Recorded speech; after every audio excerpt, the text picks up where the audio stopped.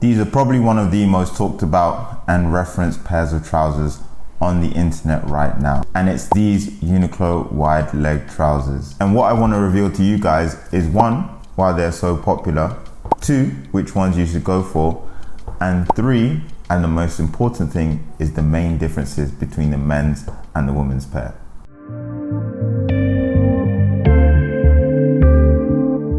Popularity.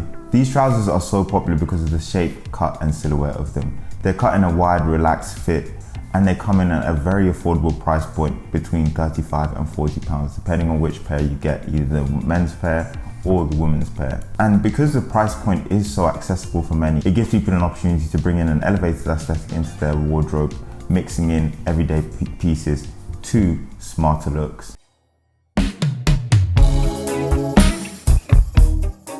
So what are the differences? And this mainly pertains to the women's pair, but I wanted to bring in a little bit more context to bring things together. If you have been copying these trousers, then you may have noticed that the initial version came in a dark brown colorway, which has since sold out and hasn't been restocked.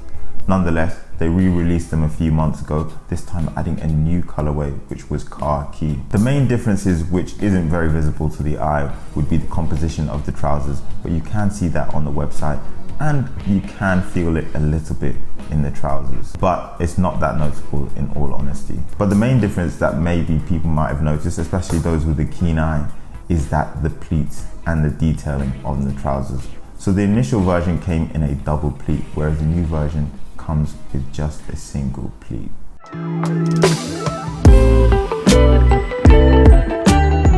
So what are the main differences between the men's and the women's one? So from the images, it might be hard to tell an immediate difference, but one of the main differences is the price point. So the women's version comes in at $34.90 and the men's one comes in at $39.90, which would suggest some maybe differences in the quality of the trousers. So I do have the men's pair with me here, and one of the differences is the makeup of the trousers.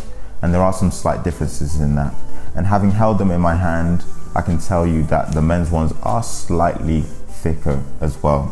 Another difference is that the men's ones have this elasticated waistband here, whereas the women's version doesn't have that. I suppose the reason for that elasticated waistband is because of these drawstrings here, so you can tighten and loosen them up to your satisfaction. And then the cut of the trousers. The cut of the trousers isn't instantly recognizable that there might be some differences, but you could probably infer that they are slightly different if you read the description. But we'll have a look at this in more detail when we come to measure the trousers and look at them a little bit closer in terms of the leg opening.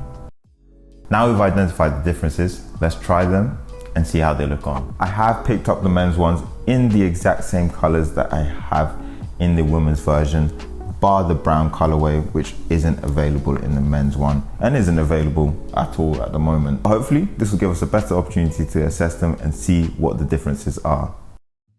We have the men's ones on the left and the women's ones on the right.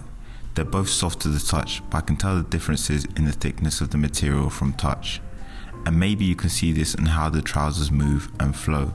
There's more movement with the women's pair in comparison to the men's. More importantly, notice the way the men's ones sit on the loafers compared to the women's ones. The women's ones are wider and therefore cover a larger portion of the loafers. Although these are technically the women's versions, everything is on the same side as the men's with regards to the clasp, which further indicates that they are a unisex pair of trousers. As oftentimes what you'll find is that when you buy women's trousers, the clasp and zip will be on the left hand side rather than the right. I probably didn't need to show all the colours, but I wanted to highlight another great feature about these trousers, which is the range of neutral colours that they come in.